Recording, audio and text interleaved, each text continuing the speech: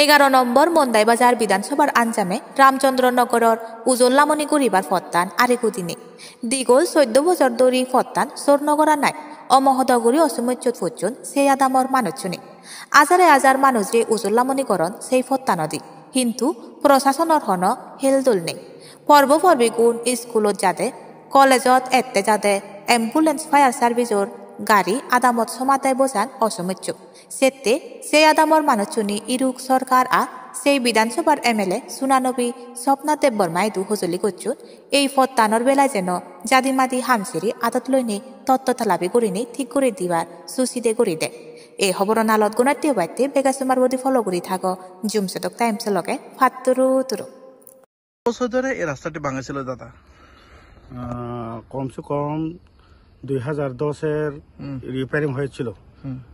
তারপরে এই রাস্তাটা তখন থেকে একদম বেহাল অবস্থা। কারণ এই রাস্তা লোকজন হাবিলার বাড়ি, লেফুঙ্গা, বিবল বাড়ি, কিষং এই রাস্তা দিয়ে আমরা চলাফেরা আসা যাওয়া করে।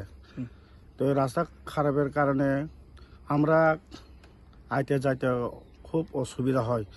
কারণ স্কুল আমার নিজের বাচ্চা স্কুল পড়ে কার্মেল ইংলিশ মিডিয়াম বনকচমনি, আমার গ্রাম হচ্ছে বিবলবাড়ি।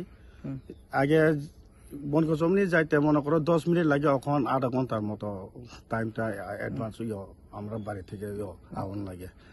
তো এই রাস্তার এটা হচ্ছে রামচন্দ্রনগর মান্দাই কনস্টিটিউশন এরিয়া করে। তো আমি রিকোয়েস্ট করতে চাই রাজ্য সরকার এবং বর্তমান আমরা বিধানসভার যে প্রার্থী ম্যাডাম স্বপ্না ম্যাডামকে আমি বলতে চাই এই রাস্তাগুলি তাড়াতাড়ি অতি সঠিক ঠিক করার জন্য।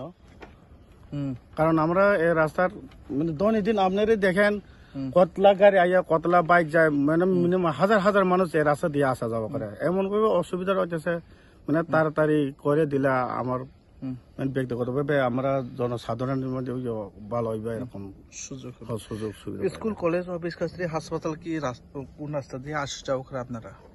এই রাস্তা দিয়ে যত কিছু তো একটু পরে তো গ্যাস লেটে নিজের মিসেসে লোন লাগে, একলা যাওয়া যায়নি, এমন অবস্থা।